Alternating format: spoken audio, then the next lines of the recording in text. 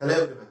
आज के इस वीडियो में मैं आपको बताने वाला हूं कि एससीएफ रेंजर का जो एग्जाम है इसमें हम लोग जितने भी अभी तक थ्योरी पढ़े हैं उनसे रिलेटेड किस टाइप के क्वेश्चन जो है वो आ सकते हैं और किस टाइप के क्वेश्चन आ चुके हैं, इसका सॉल्यूशन मैं ऑलरेडी हर वीडियो में मेरे हर चैप्टर वाइज मैंने कराया हुआ है।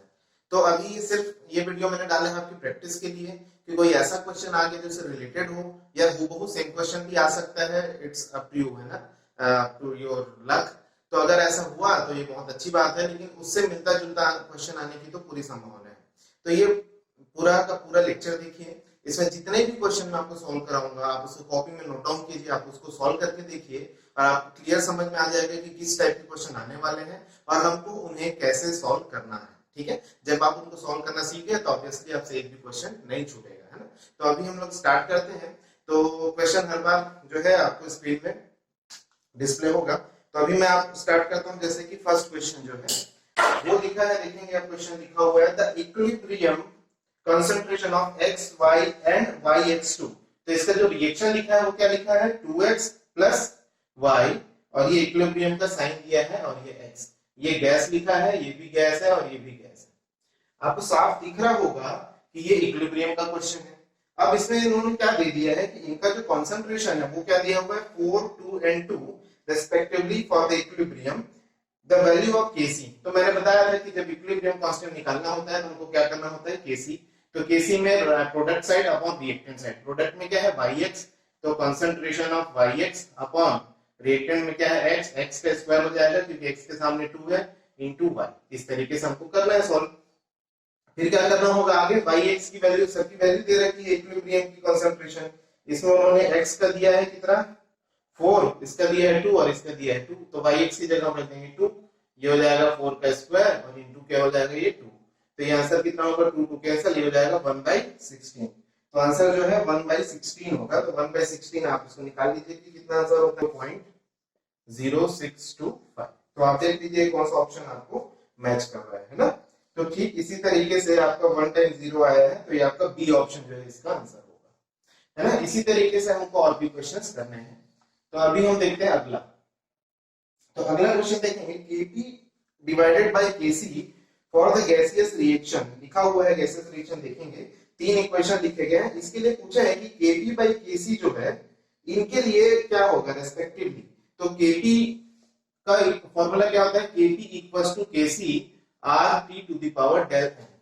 ठीक है, तो डेल n इसकी पावर में होता है। तो डेल n होता क्या है, ये होता है number of moles of product minus number of moles of reactant. तो इस टाइप के क्वेश्चन आएंगे तो आपको इसी से सॉल्व करना है। तो इसमें देखेंगे पहला वाला जो ऑप्शन है इसमें लिखा है 2a + 3b gives 2c। तो आप देखेंगे कि इधर 2a है प्लस 3b है और इधर क्या है 2c है। ये प्रोडक्ट हो गया और ये रिएक्टेंट हो गए। तो Np minus Nr, del n की वैल्यू क्या हो जाएगी 2 माइनस 3 और 2 कितने हुए 5, ये हो जाएगा -3। -3 हमारा डेल n आ गया। तो Kp by Kc equals to Kc इधर आ जाएगा तो Rt की पावर में क्या बचेगा -3। तो ये तो आ गया a के लिए। तो a के लिए Rt की पावर में -3 कौन सा ऑप्शन में है, तीनों ऑप्शन में है। तो हम नेक्स्ट चेक करते हैं बी वाला। तो बी वाले में 2a गिव्स 4b है, 4b है तो डेल n की वैल्यू क्या होगी 4 - 2 इक्वल्स टू क्या हो जाएगी 2। तो Kp बाई Kc की वैल्यू क्या हो जाएगी Rt का स्क्वायर। अब देखेंगे Rt का स्क्वायर कौन सा ऑप्शन में है, तो Rt का स्क्वायर ए और सी ऑप्शन में, मतलब बी वाले जो ऑप्शन उसमें दिया हुआ है वो गलत हो गया। अब लास्ट वाला भी चेक कर ही लेते हैं चलिए। तो अगला लिखा a + b + 2c gives 4d। तो ये 2 + 1 + 1, तो डेल n की वैल्यू यहाँ क्या है 0, इधर 4 है इधर भी 4 है। तो ये हो जाएगा Kp by Kc equals to क्या हो जाएगा Rt, एक सेकंड, Rt की पावर में 0, है ना। तो ये आ जाएगा ए ऑप्शन। तो इस क्वेश्चन का जो आप देख रहे हैं इसका जो आंसर होगा वो क्या होगा ए। ठीक है, ओके। तो अगला क्वेश्चन आप देख रहे हैं, लिखा है for N2 + 3s2 gives 2ns3। इसके लिए क्या रिलेशन होगा, तो N2 + 3s2 और ये आ गया 2ns3।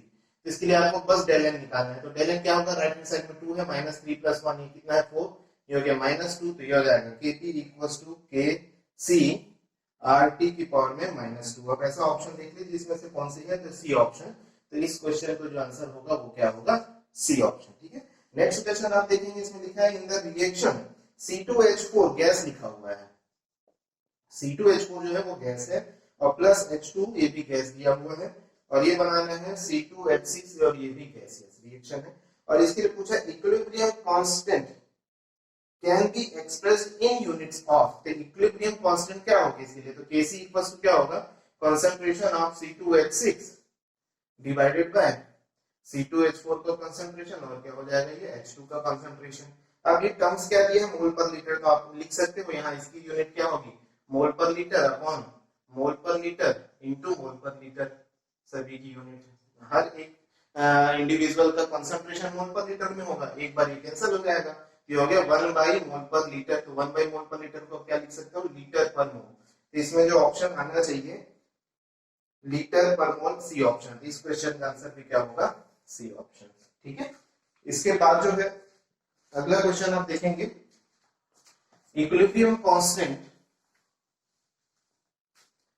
है ना, अगला क्वेश्चन जो है वो क्या है, equilibrium constant of HI I2 and H2 is 0.7 0.1 0.1, अच्छी की वैल्यू दे रखी है, लिखा है I2 plus H2 gives 2HI, तो ये सिंपल है, तो इसके लिए क्या पूछा हुआ है, Kp इक्विलिब्रियम कांस्टेंट, तो Kc क्या होगा, HI का स्क्वायर अपॉन क्या होगा, I2 का कंसंट्रेशन इनटू H2 का कंसंट्रेशन, HI का स्क्वायर, HI की वैल्यू कितनी है 0.7 का स्क्वायर मतलब 0. और नीचे लिखा है 0.1 इंटू 0.1, तो 0.7 का स्क्वायर हो जाएगा 0.49 अपॉन ये हो जाएगा 0.01 इक्वल्स टू आएगा 49, 49 इज द आंसर, तो इस क्वेश्चन का आंसर भी क्या होगा, सी ऑप्शन होगा। ओके, तो अगला जो क्वेश्चन है वो थर्मोडायनेमिक्स, मतलब ये थर्मोडायनेमिक्स ऐसे सिलेबस में नहीं है, बट उससे रिलेटेड जो टॉपिक है केमिकल रिएक्शन वाला, जिसमें मैंने एक्सोथर्मिक एंडोथर्मिक प्रोसेस बताया था, ये उससे रिलेटेड क्वेश्चन है, तो वो मैं आप देखिए इसमें, in which of the following reaction del H is equals to del U, सीधा सीधा अगर इस टाइप का कोई भी क्वेश्चन आता है del H equals to del U या इनसे रिलेटेड कोई भी क्वेश्चन आता है, तो एक फॉर्मूला है वो आप याद रखना, del H equals to del U plus del NgRT, अगर आप ये फॉर्मूला याद रखेंगे तो आपके सारे क्वेश्चन बन जाएंगे। del Ng क्या है अभी आपको मालूम है, del Ng क्या होगी, number of moles of product minus number of moles of reactant, हमेशा की तरह जैसे अभी हमने इक्विलिब्रियम में किया। इसमें पूछा है कि किसमें del H जो है वो इक्वल होगा del U के, तो आप सोचिए del H del U के इक्वल कब होगा, जब इसकी वैल्यू 0 होगी, तो del NgRT की वैल्यू जो है 0 कब होगी, जब del Ng की वैल्यू क्या होगी, 0 होगी, मतलब किसी केमिकल रिएक्शन की दोनों तरफ मोल्स की जो संख्या है वो सेम होनी चाहिए। तो इसमें आप देख लीजिए, जो पहला ऑप्शन देख रहे होंगे, तो पहला ऑप्शन में H2 plus I2 gives 2HI, इधर 2 मोल इधर भी 2 मोल, तो यही आंसर है, फिर आगे चेक करने की जरूरत नहीं है आपको, है ना, तो आंसर जो है वो क्या हो जाएगा, एक, बाकी सभी आंसर में आप चेक करेंगे तो नंबर ऑफ मोल्स जो है तो दोनों साइड सेम नहीं होंगे। ओके, आगे जो है अगला रिएक्शन देख रहे हैं, ये भी सेम फॉर्मूले का ही रिएक्शन है, क्वेश्चन है, फॉर द रिएक्शन 266, यहां लिखा है 2C6H5 COOH, this is the benzoic acid solid plus 13 oxygen gas gives 12 CO2, ये मैं लिखना पड़ रहा है क्योंकि मुझे मोल्स काउंट करने हैं, और 6 H2O। इस बात का खास आपको ध्यान रखना है कि जो चीजें लिखी गई हैं उसका स्टेट क्या दिया है, ये सॉलिड है, ये गैस है, ये भी गैस है और ये भी गैस है, लिक्विड में नहीं है, गैस में। तो मुझे पूछा है कि वैल्यू दिया हुआ है 298 पे और आपको del H क्या करना है, कैलकुलेट करना है।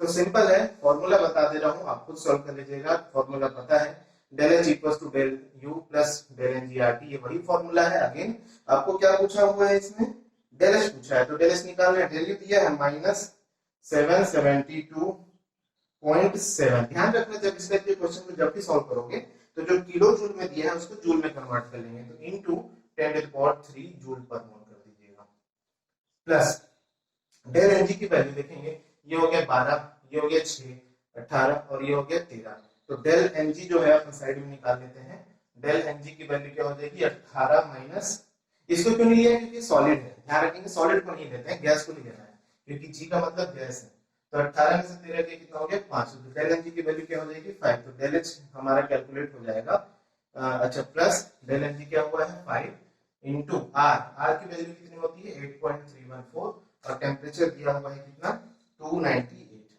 तो आप इसको सॉल्व कर लीजिएगा इस फॉर्मूले के तहत, ये जो आंसर है आपका बन जाएगा। ठीक है, क्या ऑप्शन होगा आप चेक कर लीजिएगा। ओके, अगला जो क्वेश्चन है देखेंगे, द यूनिट ऑफ, अभी काइनेटिक्स का क्वेश्चन आ गया, The unit of rate of reaction is the same as that of rate constant for a, मतलब बोलना क्या चाह रहे हैं कि रेट ऑफ रिएक्शन की यूनिट रेट कांस्टेंट के जैसी कौन से ऑर्डर में होती है।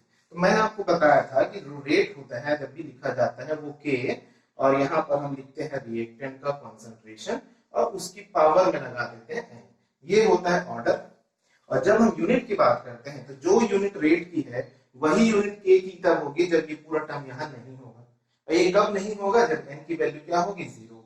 मतलब जब एन, ये कौन सा ऑर्डर होगा? 0 ऑर्डर रिएक्शन होगा, तब रेट और के इक्वल होंगे और दोनों की यूनिट भी क्या होगी? सेम होगी। तो ये इसका आंसर होगा 0 ऑर्डर रिएक्शन, मतलब इसका आंसर क्या होगा? ए। ठीक है, ये जो क्वेश्चन है बफर का क्वेश्चन है। बफर के सीधे सीधे क्वेश्चन आएंगे, पीएच से रिलेटेड आगे आएंगे इक्विलिब्रियम। पीएच के मैंने जितने फॉर्मूले बताए वो इंपॉर्टेंट तो है ही, साथ में बफर का एक फॉर्मूला है हेंडरसन इक्वेशन बोलते हैं जिसे, वो मैंने आपको नहीं बताया है, तो वो उससे मैं क्वेश्चन बता दे रहा हूँ कि किस टाइप से होगा। बहुत सिंपल इक्वेशन है, याद रखेंगे। उस इक्वेशन का नाम जो है वो है हेंडरसन इक्वेशन। ठीक है, हेंडरसन इक्वेशन। तो हेंडरसन इक्वेशन क्या होती है? ये होता है बफर के लिए, हमेशा ध्यान रखेंगे। तो बफर का पीएच इक्वल्स टू होता है pKa plus log salt upon acid. ठीक है, इस तरीके से ये पीएच का फॉर्मूला है। तो जब हम पीएच निकाल रहे हैं बफर के लिए तो log सॉल्ट अपॉन एसिड ये हमको निकालना है। तो इस क्वेश्चन में आप देख रहे होंगे OAC जो लिखा है वो सॉल्ट है, HOAC जो ये एसिटिक एसिड है वो एसिड है ना। और pKa भी दिया है 4.76, तो बड़ा सिंपल है। pH भी दिया है तो pH की जगह हम रख देंगे 5.36 इक्वल्स टू pKa भी दिया है 4.76 प्लस ये हो जाएगा log, ये हो जाएगा सॉल्ट अपॉन एसिड। ठीक है, अब मुझे वैल्यू किसकी पूछी है? सॉल्ट अपॉन एसिड की, तो बाकी सब पक्ष अंतर कर देंगे। तो ये हो जाएगा 5.36 minus 4.76 equals to log salt upon acid, है ना। और 5.36 में से आप ये माइनस कर दीजिए तो ये हो जाएगा 0 और ये हो जाएगा 0.60, है ना, इक्वल्स टू होगा log सॉल्ट क्या है इसमें? OAC अपॉन एसिड क्या है? HOAC। ये इस तरीके से। ठीक है, लॉग इधर आएगा तो क्या बनेगा? Anti log. तो एंटी लॉग ऑफ 0.6 क्या बन जाएगा? OAC upon HOAC। ठीक है, बहुत सही। अब एंटी लॉग निकालना है 0.6 का, तो इसका ट्रिक है, वो ट्रिक जो है आप लोगों को अगर चाहिए होगा, आपको कुछ जानना होगा कि एंटी लॉग निकालते कैसे हैं, तो आप कमेंट लिखिएगा, मैं बिल्कुल इसके ऊपर एक वीडियो बनाऊंगा। तो एंटी लॉग बड़ा सिंपल है। तो 0.6 का एंटी लॉग जो होता है 4। तो ये मुझे निकालना, तो यही था OAC अपॉन HOAC। ये जो वैल्यू है वही पूछा है, तो 4 कुछ नहीं 4 को 4:1 लिख सकते हैं। तो आंसर क्या होगा? 4:1, मतलब इसका जो आंसर होगा वो होगा डी। तो डी ऑप्शन जो है करेक्ट होगा। तो अगला क्वेश्चन जो है वो क्या है? देखें, which of the following pairs has a plane triangle structure। Plane triangle लिखा है, इसको आप समझिएगा, ये कोई नई चीज नहीं है। प्लेन ट्राइंगल का मतलब क्या है कि ट्राइंगल तो रहेगा और प्लानर होगा। तो इसको हम लोग दूसरे लैंग्वेज में हम लोग क्या बोलते हैं? ट्राइएंगुलर प्लानर, समतली, है ना, इस तरीके से। तो ये स्ट्रक्चर कब आती है? जब क्या होता है? sp2 hybridisation. तो वही हमको देखना है इसमें sp2 किसका है। तो हमारे जो ए ऑप्शन है आप देख रहे हैं NO3 माइनस और NH3 की है, इनके निकाल लेते हैं। पहले NO3 माइनस के देखेंगे क्या होगा। नाइट्रोजन के पास 1 2 3 4 5, मैंने जो शॉर्टकट बताया था 5 इलेक्ट्रॉन इसके पास, माइनस का एक और जोड़ लीजिए 6, ऑक्सीजन डबल बॉन्ड बनाता है इस तरीके से। ये स्ट्रक्चर नहीं है, ये सिर्फ निकालने का तरीका है। सिग्मा कितना है? 1 सिग्मा 2 सिग्मा 3 सिग्मा, बाकी 3 तो 5 है। तो सिग्मा 3 है, लोन पेयर बचा नहीं उसके पास, 0 3 प्लस 0 3 3 का मतलब sp2 मतलब ट्रायंगुलर प्लानर। उसी में ये ऑप्शन में ही एक और दिया है NH3 का। NH3 का भी देख लो, NH3 का तो आप जानते ही हो ये sp3 होता है और ये पिरामिडल शेप का होता है, तो इसको हम लोग नहीं देखेंगे। तो ये ऑप्शन तो करेक्ट नहीं हो सकता। दूसरा चेक करेंगे NO2 प्लस और BF3। NO2 प्लस, नाइट्रोजन के पास 1 2 3 4 ही इलेक्ट्रॉन होंगे, एक प्लस का मतलब क्या है? 5 में से एक चला गया है। 2 ऑक्सीजन है, इस तरीके से 2 सिग्मा बन रहे हैं। सिग्मा की वैल्यू अगर 2 है, लोन पेयर एक भी नहीं है, तो ये sp हाइब्रिडाइजेशन है। इसका मतलब ये कैसा होगा? लीनियर होगा, तो ये भी नहीं होगा ऑप्शन में। तो जब NO2 प्लस है ही नहीं तो फिर BF3 को चेक करने का मतलब नहीं है। सी ऑप्शन में देखेंगे फिर से NO3 माइनस है, NO3 माइनस तो है, देखिए उसमें CO3 2 माइनस है, अब जानते हैं कार्बन के पास 1 2 3 4 इलेक्ट्रॉन होते हैं, 2 माइनस में 6 हो गया, फिर से 3 ऑक्सीजन जुड़ा हुआ है, तो सिग्मा की वैल्यू फिर से 3 हो गई, लोन पेयर एक भी नहीं है, तो 3 + 0 = 3, दिस इज अगेन sp2।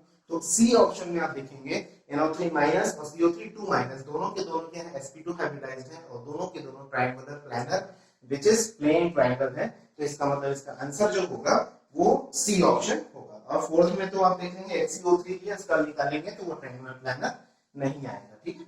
अगला जो क्वेश्चन है पॉलीमर का क्वेश्चन है, देखेंगे तो क्या लिखा हुआ है कि the polymer such as polythene are, polythene के बारे में बोला है, क्योंकि ये क्वेश्चन देखिए इस टाइप के ही क्वेश्चन आएंगे और ये भी आ सकता है। क्या है question, held together by van der Waals forces, held together with the forces which operate at long distances closely tied with coulombic forces, none of these। देखिए फोर्सेस की बात है, मैंने बताया था पॉलीमर में जो पॉलीथीन की बात हो रही है वो ऑर्गेनिक मॉलिक्यूल है, कार्बन है और हाइड्रोजन है, जो सिर्फ कार्बन और हाइड्रोजन में किस टाइप की बॉन्डिंग होती है, कोवेलेंट बॉन्डिंग। और जब कोवेलेंट बॉन्डिंग है तो उनके एक कोवेलेंट बॉन्ड का दूसरे कोवेलेंट बॉन्ड से जो इंटरेक्शन होता है वो purely van der Waals force होता है, तो है ना। तो इसका जो आंसर होगा वो क्या होगा, वॉन डेर वाल्स वाला, तो ये ऑप्शन जो है उसका करेक्ट आंसर होगा।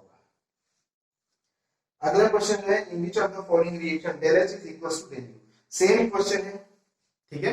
क्वेश्चन देख लीजिए, आप इसको खुद ही सॉल्व कर लीजिए। del H equals to del U कब सेम होगा, जब del Ng की वैल्यू क्या होगी, सेम होगी। मेरे ख्याल से क्वेश्चन हम सॉल्व कर चुके हैं, तो ये वाला मैं आपको नहीं बता रहा हूं। आगे देखेंगे, इसके आगे है Teflon, polystyrene and neoprene are all, Teflon शब्द आ गया। पॉलीमर में मैंने एक चीज आप लोगों को बताई थी, याद होगा कि टेफ्लॉन, पॉलीस्टायरीन एंड नियोप्रीन है ना। पॉलीस्टायरीन क्या, स्टायरीन क्या होता है, टेफ्लॉन क्या होता है, तो CF2 डबल बॉन्ड CF2 जो है एडिशन पॉलीमर जुड़ता है, वैसे CH2 डबल बॉन्ड CH यहाँ पर बेंजीन रिंग होता है, दिस इज कॉल्ड स्टायरीन, तो यही क्या बनाता है, पॉलीस्टायरीन। इसी तरह से नियोप्रीन जो है रबर है, ये सभी जो है वो एडिशन पॉलीमर से सीधे सीधे, तो इसमें एक ही यूनिट यूज होती है, स्टायरीन में सिर्फ यही यूनिट यूज होती है, टेफ्लॉन में सिर्फ यही, वैसे ही नियोप्रीन में भी एक ही यूनिट यूज होती है, तो ये क्या कहलाते हैं, होमोपॉलीमर्स। क्या कहलाएंगे, होमोपॉलीमर्स। कोपॉलीमर्स में दो यूनिट, दो या दो से ज्यादा होती है। कंडेंसेशन तो है नहीं क्योंकि सभी एडिशन है, मैं ऑलरेडी इसको पढ़ा चुका हूं। नेक्स्ट क्वेश्चन देखेंगे, टेफ्लॉन फिर से लिखा है कि इसमें से जो टेफ्लॉन है वो कौन सा है, तो स्ट्रक्चर देख के साफ समझ में आता है, जिसमें 4 फ्लोरीन 2 कार्बन है वही टेफ्लॉन होगा, तो इसका आंसर क्या होगा, ए, ठीक। अगला क्वेश्चन है the polymer which contains nitrogen is, nitrogen किस पॉलीमर में होता है, तो आप देखेंगे लिखा है पीवीसी, पीवीसी में क्या होता है, विनाइल क्लोराइड होता है, कार्बन हाइड्रोजन क्लोरीन। का स्ट्रक्चर मेरे वीडियो में है पॉलीमर वाले में, आप देख लीजिएगा। नायलॉन है ना, तो नायलॉन में नाइट्रोजन होता है, क्यों, क्योंकि नायलॉन कैप्रोलैक्टम से बनता है और उसमें नाइट्रोजन प्रेजेंट होता है, और एमाइड से भी बनता है ना। तो टेरिलीन नहीं होगा, पॉलीएमाइड नहीं होगा, तो sorry, okay, the polymer which contains nitrogen, इसी ऊपर वाला क्वेश्चन है, इसमें लिखा हुआ है PVC, Teflon, butyl rubber, nylon. तो टेफ्लॉन नहीं हो सकता, पीवीसी नहीं हो सकता, ब्यूटाइल रबर नहीं हो सकता, तो आंसर क्या होगा, नायलॉन का, ठीक है। इसके बाद लिखा है the product of addition polymerisation is, addition कौन सा होता है, पीवीसी। हम जानते हैं कि पीवीसी एडिशन पॉलीमराइजेशन है, नायलॉन भी कंडेंसेशन है, पॉलीएमाइड भी कंडेंसेशन होता है, और टेरिलीन भी क्या है, कंडेंसेशन है, तो ये सब तो नहीं होगा, तो आंसर क्या होगा, पीवीसी। अगला क्वेश्चन देखेंगे, द रिपीटिंग यूनिट ऑफ, क्या लिखा है, PCTFT, पॉलीक्लोरो टेट्राफ्लोरोइथिलीन, मतलब इसमें क्लोरीन भी है, तो आप इसमें देख लेंगे 4 ऑप्शन दिए हैं, पहले में 4 फ्लोरीन है, दूसरे में पूरे हाइड्रोजन है, तीसरे में भी पूरे फ्लोरीन है, और चौथे में देखिए फ्लोरीन और क्लोरीन दोनों है, तो इसका जो आंसर होगा ये इसके स्ट्रक्चर ऐसा होता है, Cl डबल बॉन्ड CF और F, this is called poly, इसकी जब पॉलीमराइज होगा तो पॉलीक्लोरो, फिर ट्राई, दिस इज ट्राई फ्लोरोइथिलीन, तो ये होता है PCTFE, है ना। उसके बाद अगला क्वेश्चन देखेंगे, रिपीटिंग यूनिट्स ऑफ PTFE, जिसमें C हट गया, मतलब क्लोरीन हट गया, तो इसका भी इसका तो आंसर डी था, और उसके बाद वाले का आंसर भी क्या हुआ, डी हुआ, क्योंकि इसमें सिर्फ CF2 और CF2 डबल बॉन्ड CF2 जो है वो रिपीटिंग यूनिट होता है PTFE का। तो जो नेक्स्ट क्वेश्चन है देखेंगे, CH3 CH2 CH2 COH red phosphorus लिया हुआ, मैंने बताया था कोई भी एसिड हो, अगर रेड फास्फोरस और ब्रोमीन आप लेते हैं तो ये HDZ भी है, हेल्महोल्ट्ज-ज़ेलेंस्की रिएक्शन होता है, जिसमें अल्फा पोजीशन पे हाइड्रोजन जुड़ता है, तो इसमें वही हो रहा है, आप देखेंगे CH3 प्रोडक्ट क्या बना है, CH2 CH और ये COOH, आप देखेंगे ये अल्फा पोजीशन है, अल्फा में हाइड्रोजन जुड़ गया है, तो ये कहलाता है HDZ, ये हेल्महोल्ट्ज-ज़ेलेंस्की रिएक्शन। तो इसका जो आंसर होगा वो कौन सा ऑप्शन होगा, सी। अगर देखेंगे विच of the following is primary alcohol, primary alcohol कौन सा पूछ रहा है, तो सीधी सीधी सी बात है, ज्यादा सोचना नहीं है, फर्स्ट पोजीशन पे जो लगता है हमेशा वो क्या हो जाएगा, प्राइमरी अल्कोहल। तो फर्स्ट ये ब्यूटेन 1 और बाकी में 2 और 4 और 2 और, तो आंसर क्या होगा ए। तो अगला जो क्वेश्चन है प्राइमरी अल्कोहल का वो क्या होगा, A. How many isomers of C5H11OH will be primary alcohols. अब वो बनना चाह रहे हैं कि C5H11OH। इसका मैं अच्छे से बता दूं, ध्यान से सुनिएगा, किसी को डाउट नहीं था इसमें, कि जब भी आप आइसोमर निकालते हैं तो हमेशा नंबर ऑफ कार्बन की जो चेन है उसको आपको रिड्यूस करते जाना है। सबसे पहले बात 5 कार्बन की चेन, तो 1 2 3 4 5 कार्बन की हमने चेन बना ली, और आज लास्ट में हमने क्या जोड़ दिया, OH। और उसे प्राइमरी अल्कोहल बोला, सेकेंडरी नहीं। तो आप इधर उधर कहीं भी OH को नहीं लगा सकते, ये 5 कार्बन की होगी। 4 कार्बन की चेन के बनेगी 1 2 3 4, और ये हमने फिर प्राइमरी अल्कोहल बना दिया, और यहाँ कहीं भी आप अगला कार्बन लगा सकते हैं। अब ये कार्बन को अगर मैं यहाँ लगा दूं तो इसका नाम क्या होगा, ब्यूटेन है, तो हो जाएगा ब्यूटेन 1 ऑल, है ना, 1 2 3 4। लेकिन ये 2 सेकंड पोजीशन क्या है, मिथाइल, जिसका नाम क्या होगा, 2 मिथाइल ब्यूटेन 1 ऑल। इसी का 4 कार्बन का एक और बनेगा, देखेंगे OH। अगर एक से यहाँ गया तो 4 कार्बन में, इसी कार्बन को मैं उठा के यहाँ रख दूं तो ये इसका आइसोमर बन जाएगा। तो 4 कार्बन की ये बन गए, है ना। उसके बाद और बना के देख लेते हैं, 4 कार्बन में और बनेगा कि C को यहाँ लाएंगे तो ये वाला बन जाएगा फर्स्ट वाला, तो ये नहीं हो सकता। अब 3 कार्बन में लेते हैं, तो 1 2 3, 3 कार्बन में यहाँ मुझे OH, इस कार्बन पे मैं कुछ नहीं कर सकता क्योंकि मुझे अल्कोहल कैसा चाहिए, 1 डिग्री। तो अब मुझे क्या करना होगा, बचे कितने, 5 में से 3 हो गए, 2 और, तो 2 मुझे यहाँ लगाने होंगे, एक यहाँ और एक यहाँ। यहाँ मैं नहीं लगा सकता क्योंकि चेन फिर से लंबी हो जाएगी। इसका नाम क्या हो जाएगा, 2 डाइमिथाइल, और ये क्या हो जाएगा, प्रोपेन 1 और। तो इस तरीके से 1 2 3 4, तो इसके कितने आइसोमर बने, 4 आइसोमर। तो इसका जो करेक्ट आंसर होगा 4, मतलब ए ऑप्शन जो होगा करेक्ट होगा। ध्यान से देख लीजिए, 5 कार्बन का बनाया, 4 का बनाया, 4 में एक और बन रहा था। ध्यान ये रखना है, क्वेश्चन में पूछा है प्राइमरी अल्कोहल कितने बनेंगे, ये भी प्राइमरी, ये भी प्राइमरी, ये भी प्राइमरी, और ये भी प्राइमरी है। तो इस तरह से आंसर करना है। अगला क्वेश्चन देखेंगे, the product obtained in the reaction. फिर से ये HVZ रिएक्शन पे क्वेश्चन पूछ दिया है। HVZ पे देखिए, HVZ बहुत इंपॉर्टेंट रिएक्शन है, इससे क्वेश्चन पूछने के पूरे पूरे चांसेस हैं। तो HVZ रिएक्शन को जरूर अच्छे से आप लोग पढ़िएगा, ठीक है। तो अभी क्या करना है, देखेंगे क्वेश्चन क्या दिया है, CH3 CH2 COOH, और यहाँ वही रेडेड फास्फोरस और क्लोरीन दिया है। तो अल्फा पोजीशन कौन सी है, ये वाली, तो इसमें जुड़ जाएगी अल्फा, तो ये हो जाएगा CH3 CH Cl, और ये CO। ऐसा ऑप्शन कौन सा वाला है, देख लीजिए, CH3 CHCl CO, ये ए ऑप्शन आ रहा है। तो आंसर क्या होगा इसका। अगला क्वेश्चन देखेंगे, विच ऑफ द फॉलोइंग जो है can be used for synthesis of 3 methyl 1 butanol. पहले तो ये सोचिए कि 3 मिथाइल 1 ब्यूटेनॉल, ये थोड़ा सा टफ क्वेश्चन है बट ये पूछे जा सकते हैं। 3 मिथाइल 1 ब्यूटेनॉल होता क्या है, तो सबसे पहले ब्यूटेनॉल है तो 4 ये बना लेना, 1 पे ऑल बोल रहे हैं, और 3 1 2 3 पे क्या बोल रहे हैं, मिथाइल बोल रहे हैं। बाकी को ऐसे लिख दीजिए, हाइड्रोजन जोड़ दीजिए जितना बचा कुचा। ये हो गया 3 मिथाइल 1 ब्यूटेनॉल। किसमें से बनाया जा सकता है बोल रहा है, तो पहला दिया है C3H7 MgBr और CH3CHO, C3H7 MgBr plus CH3CHO, ऐसे लिखा हुआ है। आपको पता है कि ये ब्रिग्नार्ड रिएजेंट है, ब्रिग्नार्ड रिएजेंट हमेशा यहाँ अटैक करता है और यहाँ क्या बन जाता है, OH। तो जब ऐसा होगा तो यहाँ पर ये जुड़ जाएगा और ये बनेगा क्या, CH3C, ये वाला बनेगा C, और ये बन जाएगा OH। ये तो CH है और ये जुड़ गया C3H7। क्या लगता है आपको, क्या ये 1 ब्यूटेनॉल है, नहीं, ये 1 ब्यूटेनॉल नहीं है भाई, तो ये तो नहीं हो सकता। अगला देखेंगे, एक और आइडिया, अगर 1 ब्यूटेनॉल कभी भी बनाना है तो ध्यान रखना केवल फॉर्मेल्डिहाइड से ही 1 ब्यूटेनॉल बन सकता है, ब्रिग्नार्ड रिएजेंट अगर आप बना रहे हैं। क्यों फॉर्मेल्डिहाइड से, क्योंकि फॉर्मेल्डिहाइड में ही यहाँ पर भी H और इधर भी H होता है, इधर तो CH3 है इसलिए नहीं बनता है, बीच में आ गया। ये सामने का बात है, जब यहाँ भी H होता है यहाँ भी H होता है। तो फॉर्मेल्डिहाइड वाले 2 ऑप्शन है, एक है B और एक D। तो B वाले को चेक कर लेते हैं भाई। तो B वाला क्या है, CH3 ट्वाइस, मतलब इसको 2 बार लिखना है, फिर CH ऐसा लिख सकता हूँ इसको, और ये CH2 और फिर ये MgBr, और इधर लिखा है HCHO, आपको क्या लगता है कि इसमें से बनेगा? या MgBr हटा दीजिए और ये CH2 बन जाएगा है यहाँ पे, और ये इसमें जुड़ जाएगा और ये बन जाएगा OH। तो ये जो है ये बन गया आपका ये वाला। तो ये आंसर सही होगा, इसको जो आंसर है वो कौन सा होगा? बी। बाकी आप चेक कर लीजिएगा, ठीक है। फिर अगला दिया है, नेक्स्ट क्वेश्चन देखेंगे, which of the following pair consist of species of equal bond order? Bond order का क्वेश्चन है, ठीक है। तो बॉन्ड ऑर्डर का जो क्वेश्चन है ना, इसका जो कॉन्सेप्ट बताऊं तो बहुत सिंपल है। जब भी आपको बॉन्ड ऑर्डर निकालना है तो एक बहुत शॉर्ट क्लिप बता रहा हूं, देख लीजिए।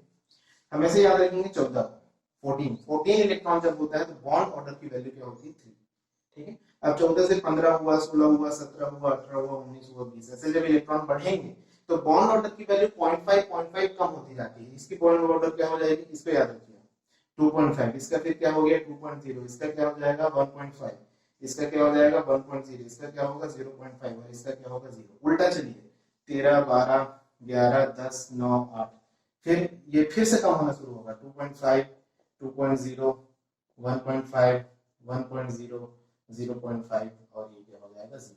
ये बॉन्ड ऑर्डर का क्रम है। बस 14 याद रखिए, 14 से बढ़ेगा जितना इलेक्ट्रॉन उतना 0.5 बढ़ाना है, 14 से कम होगा जितना उतना आपको 0.5 कम करना है। यहाँ पर इक्वल बॉन्ड ऑर्डर बोल रहे हैं कि बॉन्ड ऑर्डर देखना है। पहला ऑप्शन में दिया N2 NCO का, इलेक्ट्रॉन गिनो और बॉन्ड ऑर्डर निकालो। N2 के 14 इलेक्ट्रॉन है ना, नाइट्रोजन के साथ साथ 14, कार्बन के 6, इसके 8, इसके भी हुए 14, इसका बॉन्ड ऑर्डर 3 और इसका बॉन्ड ऑर्डर क्या हो गया 3। तो इनको यही आंसर हो गया अपना। फिर भी चेक कर लेते हैं बी वाला, N2 एंड Cn प्लस, है ना। तो ये हो गया 14 इलेक्ट्रॉन, Cn कार्बन का 6 और नाइट्रोजन का 7, 13 में से एक प्लस चार्ज होता है इलेक्ट्रॉन कम है तो ये 12 हो गया। तो 14 के लिए 3 होता है और 12 के लिए 2 होता है, तो ये तो गलत हो गया, अभी तक ये सही है। सी ऑप्शन चेक कर लेते हैं, CO माइनस और N2 प्लस। इससे सरल तरीका क्या होगा बॉन्ड ऑर्डर निकालने का, है ना। तो देखेंगे CO कार्बन में 6 और ऑक्सीजन का 8 से 14 और एक 15 इलेक्ट्रॉन, ये कितना 7 से 14 में से गया 13 इलेक्ट्रॉन, तो इसका भी 2.5 है, 15 का 2.5 होता है, इसका 13 का भी क्या हो गया 2.5 हो गया। N2 प्लस और CO माइनस गलत किया क्या, 8 से 14 और एक 15 ठीक किया है। N2 7 से 14 में से गया 13, ये भी ठीक है। चलिए डी ऑप्शन चाहिए, तो अभी तक ये भी सही लग रहा है। N2 एंड NO प्लस, है ना, तो N2 और NO, तो N2 का कितना है 7 7 14 और NO का 7 और 8 15 और प्लस है तो ये भी 14, तो इसका भी क्या हो गया 3। मेरे ख्याल से ना क्वेश्चन लिखा हुआ है which of the following statement which of the following pair consist of species of equal bond, इसमें लिखना चाहिए which do not consist, तो उस हिसाब से इसका आंसर क्या होगा। बाकी सब में तो फिर भी बॉन्ड ऑर्डर सेम है। खैर कोई नहीं, ये क्वेश्चन बताने का मतलब ये था कि आप इससे बॉन्ड ऑर्डर निकालना सीख जाए। बॉन्ड ऑर्डर का कोई भी क्वेश्चन आया तो इस तरीके से आपको इसको क्या करना होगा, सॉल्व करना होगा, ठीक है। अगला क्वेश्चन देखेंगे, the nitrogen molecule is isoelectronic with. अब आइसोइलेक्ट्रॉनिक का मतलब क्या है कि नंबर ऑफ इलेक्ट्रॉन किसमें सेम है। चारों ऑप्शन आप चेक कर लीजिए भाई। पहले ऑप्शन में देखिए CO माइनस Cn प्लस, कुछ नहीं नंबर ऑफ इलेक्ट्रॉन गिनना है। CO माइनस है, Cn प्लस है, NO2 प्लस है। आइसो इलेक्ट्रॉनिक बोला है तो सिर्फ इलेक्ट्रॉन गिनिएगा। कार्बन 6, इसका 6 होता है, इसका 8 होता है, 8 से 14 और एक क्या हुआ 15, ये कितना है 6 7 13 में से एक गया 12 और तो ये तो ऐसे सेम नहीं होगा। नाइट्रोजन के देखिए 7 8 7 15 और 8 23 में से एक गया 22, तो ये देखिए क्या है इनके नंबर ऑफ इलेक्ट्रॉन सेम है नहीं, तो सेम नहीं है तो वो आइसो इलेक्ट्रॉनिक नहीं है। अगर नंबर ऑफ इलेक्ट्रॉन सेम होंगे तब वो आइसो इलेक्ट्रॉनिक होगा। तो यस, तो इसी तरीके से बाकी को प्लीज चेक कर लीजिएगा, या चलिए मैं कर ही देता हूँ। अगला देखेंगे बी ऑप्शन में लिखा है CO, तो CO में कितना हो गया 8 से 14, Cn माइनस, तो Cn माइनस में कितना हो गया 6 7 13 और 1 14, NO प्लस में कितना हुआ 8 से 15 प्लस चार्ज है मतलब एक इलेक्ट्रॉन कम करना है, माइनस चार्ज है तो एक इलेक्ट्रॉन करना है, इसमें भी आ रहा है 14। तो बी ऑप्शन में तीनों जो है क्या क्या CO Cn माइनस और NO प्लस, इन सब के पास 14 इलेक्ट्रॉन है, तो they are isoelectronic with each other. तो ये this is the correct answer, ठीक है। इसके बाद हम लोग बात करते हैं अगले क्वेश्चन की। तो जो अगला क्वेश्चन है वो क्या है, ओजोन इज, है ना, ozone is an allotrope of oxygen, isomer of oxygen, isotone of oxygen, isostructural with H2O2। तो इन सब का मतलब ये भी पता होना चाहिए। एलोट्रॉप आप समझते हैं जिसको हम लोग अपर रूप भी बोलते हैं, कार्बन और कार्बन का क्या है, डायमंड है, ग्रेफाइट है, ये क्या है, एक दूसरे के एलोट्रॉप्स।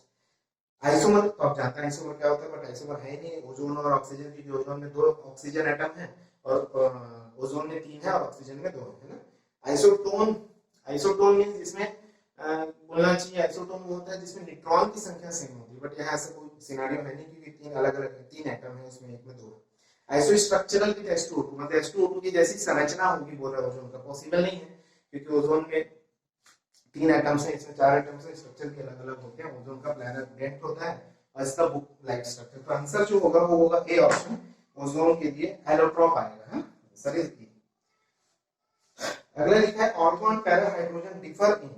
ऑर्थो और पैरा हाइड्रोजन किस बात से फर्क होता है दोनों में, तो ध्यान रखेंगे हाइड्रोजन क्या होता है H2, H2 मतलब क्या होता है, एक ऑर्बिटल मॉलिक्यूलर ऑर्बिटल में 2 इलेक्ट्रॉन होते हैं। तो अगर दोनों इलेक्ट्रॉन का स्पिन एक जैसा होता है और दोनों इलेक्ट्रॉन का स्पिन एक दूसरे से उल्टा होता है तो इसको बोलते हैं ऑर्थो हाइड्रोजन और इसको बोलते हैं पैरा हाइड्रोजन।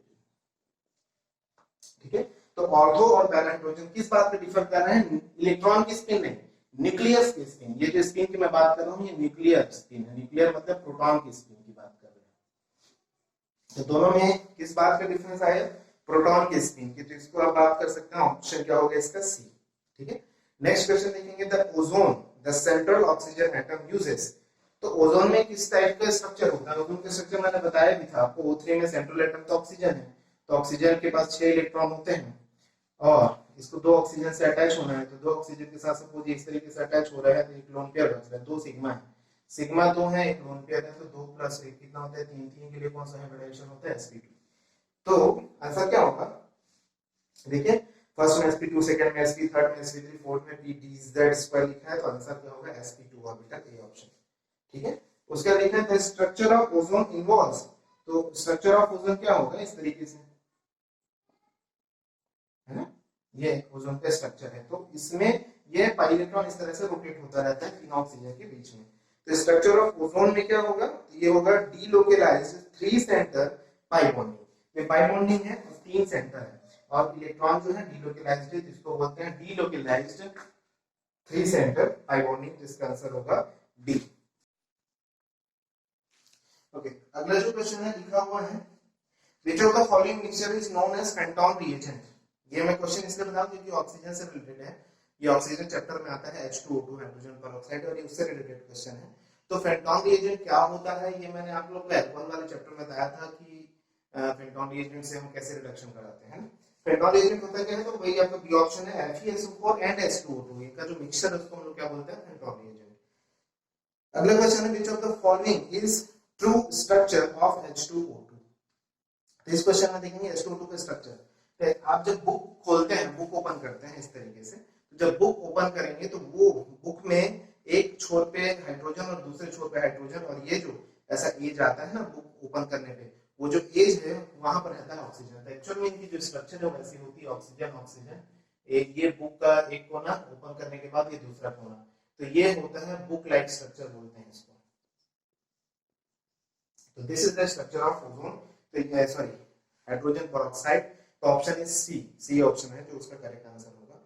फिर देखेंगे नेक्स्ट क्वेश्चन है, the hydrogen concentration of solution increased 10 times its initial value its pH will, है ना, मतलब बोल रहे हैं कि हाइड्रोजन आयन के कंसंट्रेशन को अगर 10 गुना बढ़ा दें तो पीएच क्या होगा। ध्यान रखेंगे हाइड्रोजन आयन का कंसंट्रेशन बढ़ रहा है और कंसंट्रेशन बढ़ने का मतलब क्या होता है, पीएच कम होता है। तो क्योंकि H प्लस बढ़ेगा तो पीएच क्या होगा, एसिडिक होगा, और तो कम होगा, तो ध्यान रखेंगे पीएच तो डिक्रीज ही होगा। पर सोचना ये है कि डिक्रीज कौन सा वाला है, तो इसमें ये ऑप्शन तो नहीं होगा, रिमेन अनचेंज्ड होगा नहीं, डी तो इंक्रीज बाय 10 होगा नहीं, तो decrease by 1, C option is the correct, क्योंकि उसी सी ऑप्शन में ही डिक्रीज लिखा है। लेकिन 1 से ही डिक्रीज होगा, मान लो ऑप्शन में 2 से भी डिक्रीज होगा, 3 से 10 से डिक्रीज होगा, ऐसा कुछ ऑप्शन होता है तो डिक्रीज क्यों हो रहा है वो तो पता है, लेकिन कितने से डिक्रीज होगा एग्जैक्ट कैसे निकालेंगे। तो H प्लस का कंसंट्रेशन इनिशियल से क्या किया है, 10 गुना बढ़ाया है। मान लो इनिशियली 10 की घात ऋण 2 होता है इनिशियल में, मान लो ये x y z जो भी मान लिया, बाद में आफ्टर जो है जब बढ़ाया है तो कितना हो गया, 10 की घात ऋण 2 को 10 गुना बढ़ाया है, तो ये क्या हो गया 10 की घात में ऋण 1। इसका जब pH निकालूंगा तो pH कितना आएगा 2 और इसका pH कितना आएगा 1। तो आप देखेंगे पीएच पहले वाले का 2 था, अभी वाले का 10 गुना बढ़ाने के बाद पीएच 1 है, तो 2 से 1 हुआ है, 1 कम हुआ है, तो इसको हम लोग बोल सकते हैं कि पीएच 1 से डिक्रीज होगा। अगला क्वेश्चन है what will be the hydrogen ion concentration in a solution prepared by mixing, है ना, 50 ml of 0.2 m NaCl and 25 ml 0.1 m NaOH and 25 ml of 0.3 m HCl। Question आप देखिए, इस क्वेश्चन में आपको पूछा है H+ आयन का कंसंट्रेशन क्या होगा और इसमें बाकी सभी चीजें जो कंसंट्रेशन दी हुई है, तो ध्यान रखेंगे इसके लिए जो कॉन्सेप्ट लगता है वो मिली इक्विवेलेंट का लगता है। तो मिली इक्विवेलेंट मतलब आपको क्या करना है, नॉर्मेलिटी या मोलैरिटी को मल्टीप्लाई करना होता है उसके वॉल्यूम से, फिर वहां से आपको H+ निकालनी है। तो NaCl सबसे पहले NaCl का कितना दिया है आप देखेंगे, इसमें बाय मिक्सिंग किया है NaCl का 50 ml of 0.2 m into 50 ml, तो इसकी जो मिली इक्विवेलेंट में जो वैल्यू आएगी वो आएगी 10 आएगी। ओके, इसकी वैल्यू आ गई 10। वहीं पर NaCl के बाद आपको दिया है NaOH, तो NaOH कितना दिया हुआ है 25 into 10, तो ये हो जाएगा 0.1 m into 25, तो ये हो गया 2.5। और वहीं पर HCl जो है वो आपको दिया हुआ है सेम टाइप का 0.3 दिया है और ये दिया है 25, तो ये हो जाएगा 7.5। ये मिली इक्विवेलेंस वैल्यू दी हुई है। अब आप सोचिए ये तो सॉल्ट है NaCl, NaOH बेस है, HCl एसिड है, ये दोनों आपस में रिएक्ट करेंगे और जब ये दोनों रिएक्ट करेंगे तो ये आपस में क्या होते हैं, न्यूट्रलाइज हो जाते हैं। आपको पता है NaOH और HCl जो ज्यादा है वो बच जाएगा, जो कम है वो पूरा खत्म हो जाएगा। तो जब ये दोनों आपस में रिएक्शन करेंगे बराबर बराबर, तो 2.5 मिली इक्विवेलेंट जो है कौन रिएक्ट करेगा, NaOH, और वहीं पे HCl का जो है वो रिएक्ट करेगा 7.5 में से 2.5 ही रिएक्ट कर पाएगा इसमें से, क्योंकि ये 2.5 भी बचा है, तो इसमें से माइनस कर दो 2.5, तो ये कितना बचेगा 5, तो 5 मिली इक्विवेलेंट जो है एसिड बच जाएगा, मतलब क्या बच जाएगा H+, है ना। तो 5 मिली इक्विवेलेंट जो है हमको यहाँ निकल गया वो क्या है, H+ का कंसंट्रेशन नहीं है, सिर्फ मिली इक्विवेलेंट है। कंसंट्रेशन कैसे पता चलता है कि जो भी इक्विवेलेंट है उसको वॉल्यूम से फिर डिवाइड भी करना है, मोलैरिटी निकालनी है, तो H+ जो है हमारे पास कितना होगा 5 आया है, डिवाइड बाय टोटल वॉल्यूम, इसका कितना था 50, इसका 25, इसका 25, टोटल आया 100, आ जाएगा 0.05 m। तो ये इसका आंसर होगा, तो आंसर नंबर होगा बी। ठीक, इसके बाद अगला क्वेश्चन देखिए, determine the pH of solution that results from the addition of 20 ml of 0.01 calcium hydroxide और 30 ml ऑफ 0.01 मोलर HCl। तो यहाँ पर क्या बात हो रही है कि इनका हमको pH निकालना है, तो सीधी सी बात है जब इनको मिक्स करेंगे एसिड और बेस से, सबसे पहले नॉर्मेलिटी निकालते हैं, है ना। तो कैल्शियम हाइड्रोक्साइड की जो मोलैरिटी है वो दी हुई है, कंसंट्रेशन मोलैरिटी दी हुई है, कितनी है 0.01, तो इसकी नॉर्मेलिटी जो है हमको निकालनी पड़ेगी, क्योंकि 2 OH है, तो 2 मल्टीप्लाइड बाय 0.01 ये जाएगा 0.02 नॉर्मेलिटी, और इसका जो वॉल्यूम दिया गया है वो कितना दिया है 20 मिलीलीटर। ओके, वहीं पर HCl का दिया हुआ है नॉर्मेलिटी या मोलैरिटी जो दिया है वो 0.01 है, which is equal it's molarity, और इसका वॉल्यूम जो होगा वो कितना दिया हुआ है 30 ml।